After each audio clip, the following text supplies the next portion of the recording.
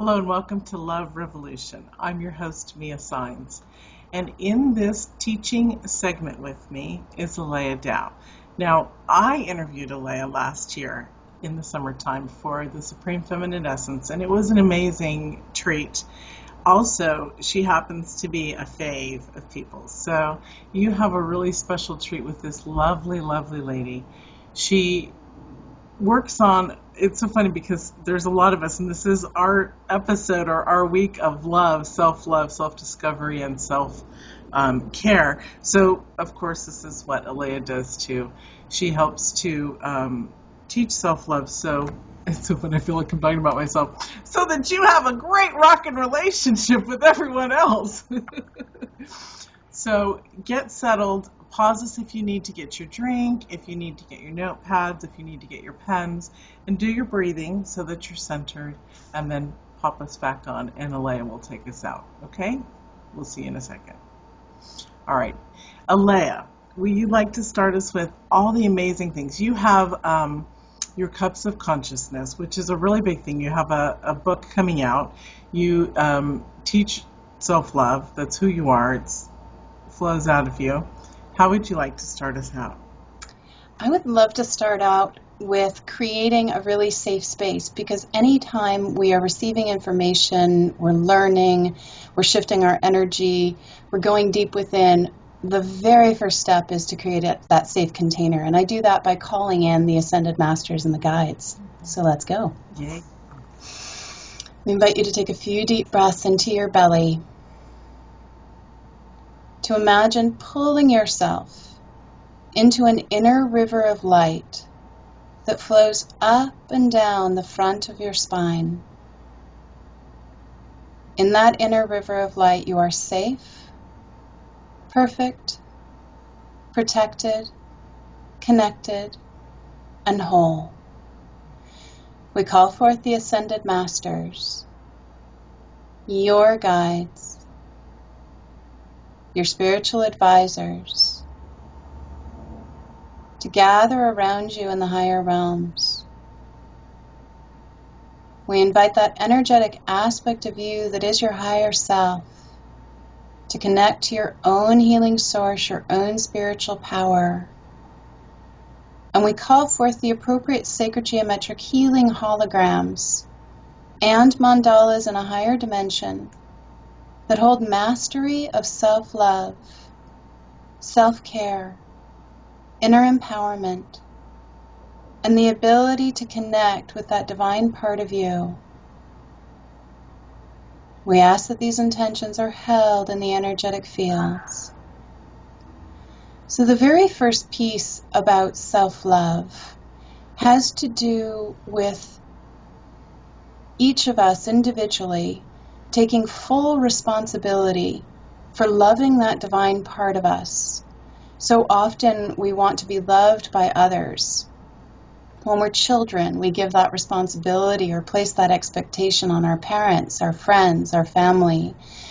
And then as we get older, our boyfriends or girlfriends.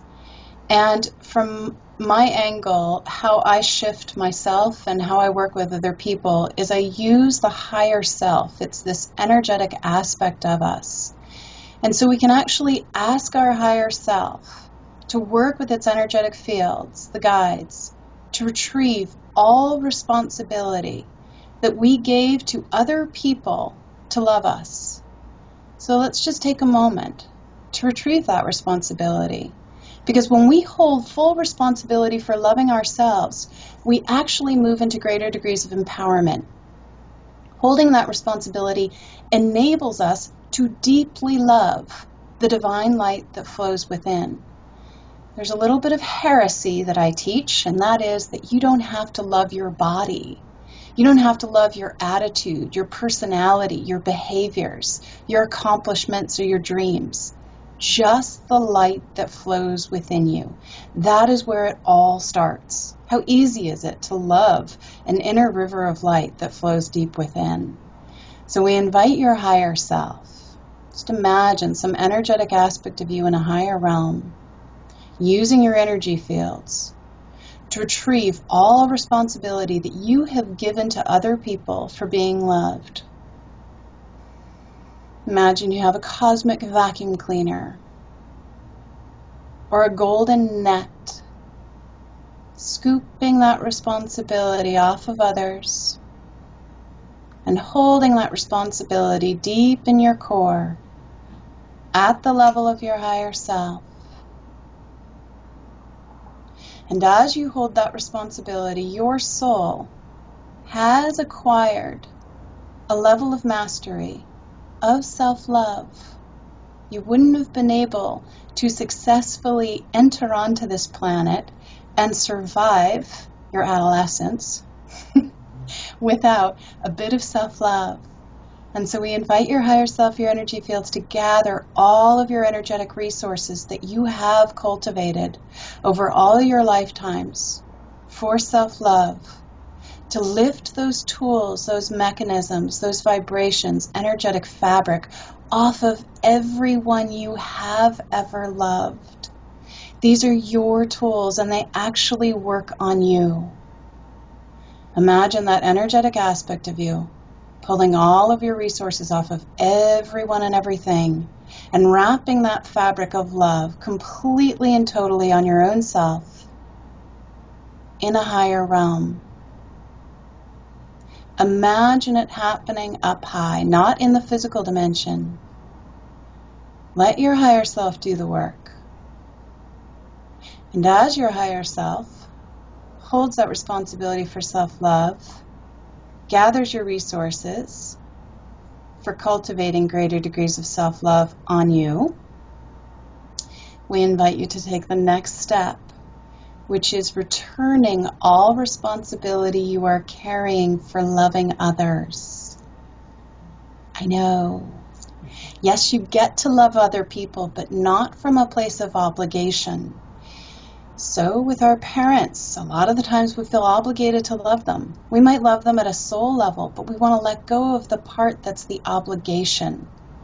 We invite you to use your higher self, your energy fields, to return all responsibility that you are holding for loving parents, children, friends, lovers. Not your job. That is their job. And actually, by you holding responsibility for loving somebody, it disempowers them. Then they look to you to be loved instead of them holding self-love deep in their own core. So just imagine that energetic aspect of you returning those responsibilities back to their right and perfect place, where those individuals have the capacity to hold that responsibility for loving the light that flows within them. And we wait. The little magic part. Unload it. Not your job. As you hold responsibility for loving the light that flows within you, you then model that solution to those in your life. You show them how to love themselves to a greater degree.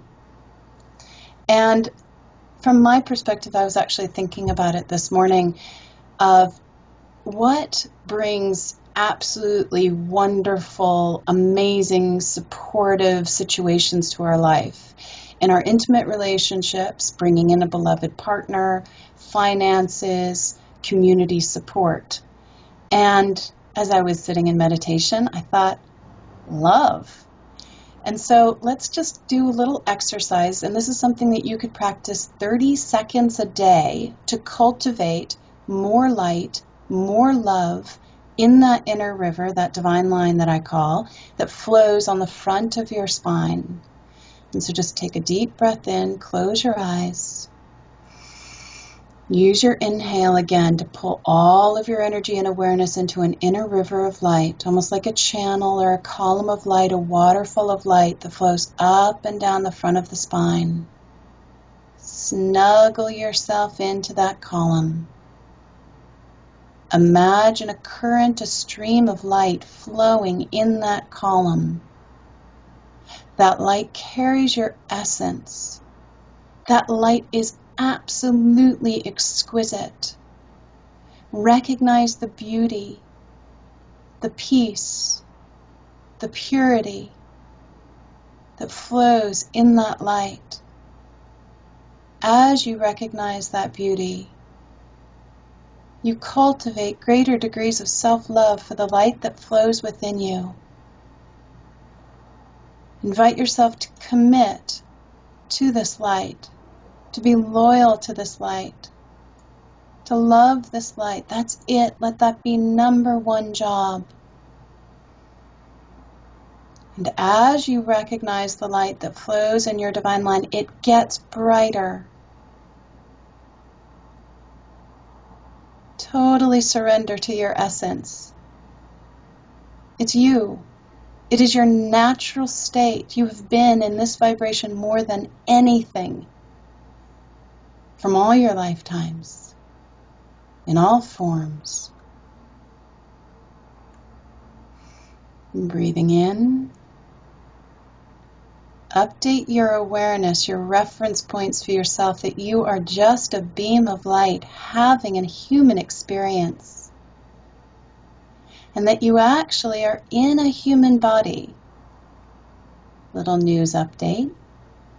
This human body is from Earth. It is of Earth. It has a nature consciousness. It has its own unique consciousness that is different from you. And when you recognize the light that flows in your divine line, you are recognizing your soul essence consciousness. You are loving that light. And you are then creating an opportunity for your body, that I call a body deva, a nature spirit, to begin to recognize its unique nature consciousness. And to begin to love itself. The light that flows in its divine line that runs through the spine.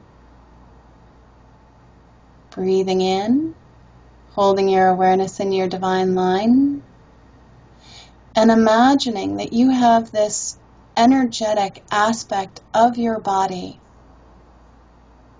like a horse that you are riding. Ask your body if it loves itself, if it remembers that it is a nature spirit, and you, the soul rider, return any responsibility that you've been holding for loving your body back to your body. Let your body hold that responsibility and use its higher self and its energy fields to recognize the light that flows in its divine line, to love the light that flows in its divine line. As you model that to your body, so each day, if you take just 1, 2, or 3 breaths, pulling your awareness into your inner river and loving the light that flows there, and then holding a container, a space for your body, Deva, to love the light that flows in its divine line, you're having this little inner love fest. And you get to reflect the love that you are holding within yourself. Your body is holding love within itself. You're reflecting that upon each other into your energetic fields. People are going to literally start showing up, saying to you, "Oh my God, I love you so much." And you get to say, "Thank you for being the reflection of my own internal reality." So the way that we get love in the world is by finding it deep within, inviting our body, David, to do the same. And then the people in our life reflect to us how we are loving ourselves, how we are being gentle with ourselves. We literally become a love magnet. And then we have the ability to love others to the degree we are loving ourselves, reflecting our own internal reality out into our world. Not loving from obligation, but loving from the inner reflection. And there's one more piece that I want to speak to, and that is trust. So there's this phrase, "I love you, I trust you." Uh-oh. From my perspective, we actually want to hold our trust in our own divine line, not place it on another. So if you trust the light that flows in your inner river more than anything, you then have the capacity to discern how much to trust another. You can trust another to the degree they trust themselves, but that we don't love each other by placing our reference points for trust or comfort or soothing or all of our needs getting met on another person. That ends up being a very codependent, fused, not sustainable relationship with anyone in our life. And so just imagine if in all of your relationships, especially relationships that you have with your beloved partner, you lift what I call reference points, your reference points for being protected, supported, valued, loved, connected, safe, off of those individuals. And you hold all of those reference points for all of those needs in your own divine line. You, at the level of your higher self, can activate a stream, a current of safety in your inner river. Connection in your inner river. Valuing the light that flows within you. Meeting all of your needs deep in your core. And then letting your intimate relationships reflect to you your own inner abundance of how you meet your needs. And then we can actually ask for our needs, and we're not afraid of rejection at all. If I'm loving myself and I'm safe deep in my core, I can then go to say to a partner, my beloved partner, will you reflect to me how I love myself and how I find safety deep in my core? Now, if he's doing that for himself, then he can say yes. If he's not doing it for himself, he'll have to say, nope, can't give that to you. I'm not even giving it to myself. So that's just one last little piece, meeting your needs deep in your core, loving the light that flows in your divine line, holding a space and a container for your body, David, to love the light that flows in its inner river that runs through the spine. Give those a shot and see what happens. That's beautiful. Thank you, Mia. I just want to close my eyes when you talk. It's just so... And I did. The altered state sets in. I know. It was awesome. I loved it. Thank you. You're welcome. Will you share with us your cups of consciousness? And you have a new book coming out, actually tomorrow, because this will air on the 14th of September. So tomorrow is the launch of your new book. Yay!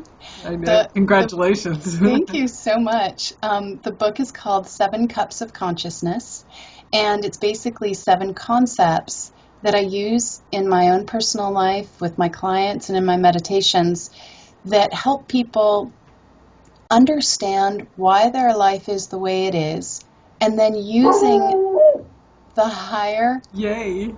There's the moment. We can edit that out, right? It's okay. It's all perfect. You know, I've learned to embrace, and I just have to share this. My office is really loud. It's on a busy street. And sometimes we have sirens, and they come at the perfect moment. I'm like, see, they're getting it too. Yep. Recklessly's excited about the book release too. Yes, so, exactly. The 7 cups explain why your life is the way it is and how to use the higher realms, not the physical dimension, to change your physical reality. So my whole approach is, if you want to change the physical dimension, which I think of as the surface of the mirror, it is the reflection. We go into the higher realms, change it there, and then it reflects into the physical plane. So that's the approach, the angle, and the focus of the book. And then in 2009, I actually started recording 5 to 10 minute audio meditations with energetic protocols. It was for my clients and also for me to bring in these protocols or these insights that I might see in my own personal life and in my private practice, and to then share them with others. And so I deliver these meditations 5 days a week, every morning via email or with our Cups of Consciousness app. And your listeners can get, and watchers can get a free trial week by getting the free app in the iTunes store, or by going to cupsofconsciousness.com. That's awesome. That's awesome. Wonderful. It's really amazing. Now, I remember, and I'm just excited because last year you were writing your book when I interviewed you. And will you share with us, and this is so off topic, but it's important. Sure. Will you share with us a little bit of the process of what it was like for you to write this book? Because literally it is almost coming out a year after its completion, correct? Yes. It was. Well, I started writing it really in July of 2014, and I handed it to the publisher in October, yeah. And then the publisher, or my editor rather, it was his first project. I mean, he's had other projects, but it was I think his first solo project. And he was very eager, which is great. He wasn't burned out at all. And so then he handed the final manuscript back to me a month later with many edits. And so I essentially rewrote the book and went through a rewrite process. I mean, I had gone through multiple drafts, before September, but then in November really started with the rewrite and finally finished, I think, either at the end of January or the beginning of February of 2015. And then it got scooted along, and then final edits, and and now it's being printed, September 15th, or it's already been printed and hitting the shelves. Yeah. That's exciting. That's very exciting. In the Bella Mia magazine, I've noticed that, and I really am very careful with the spiritual section that we have. I tell the editors, do not edit anything without talking to the writers, because a spiritual tone in a book is different than other books. It is. Yeah. It's very different. And this is my first book, and so I was gentle with myself, but at the same time, it was quite challenging, because for me to figure out how to convey my concepts in the written language as opposed to, speaking, that's super easy.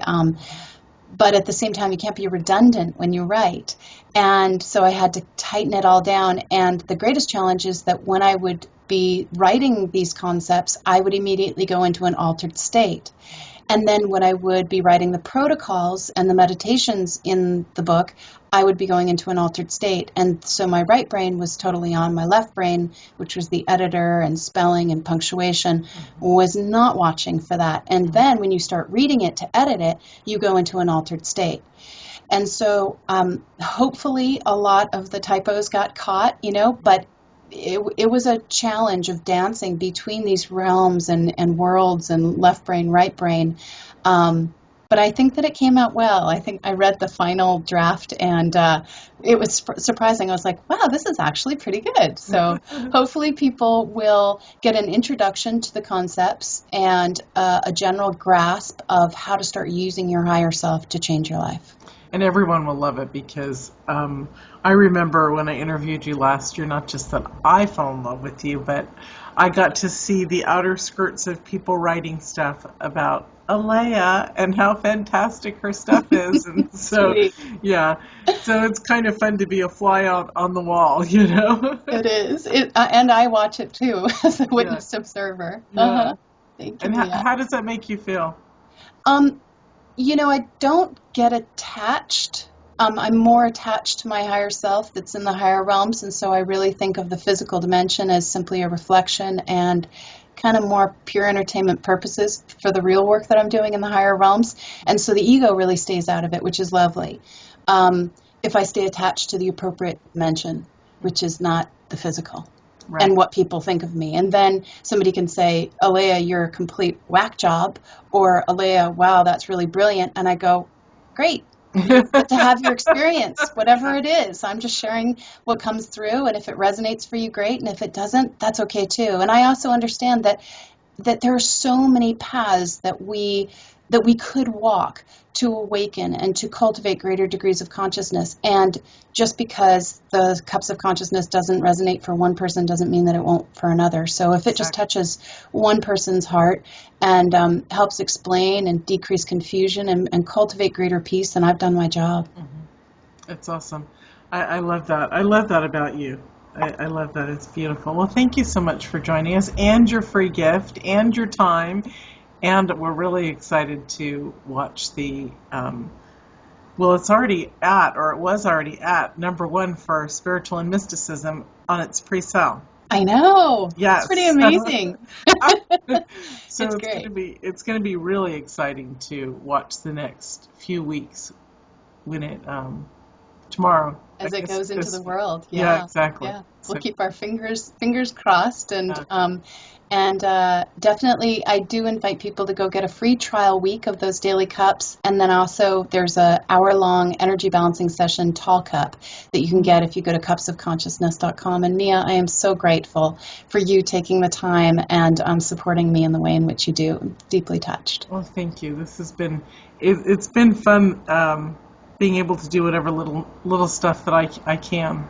It's a lot. It's awesome. And your magazine's amazing. Thank you. Absolutely Thank beautiful. you.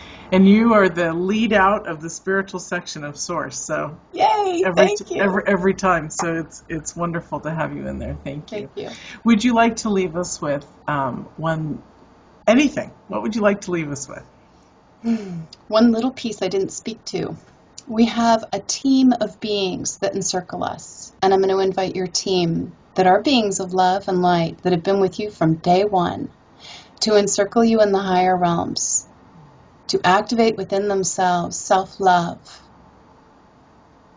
to come closer, to increase the light that they hold within them, and to buffer you, the one in the middle, to create a strong, positive, empathic field of love around you, modeling right energy to you, so that in every breath, in another dimension, know that you are incredibly supported, incredibly loved by your team. Let it be so. Aho. And it is. Thank you. That was beautiful. Thank you. I just love this. We all just love this. Thank you so much. You're so welcome. And thank you all, and we'll see you in another segment.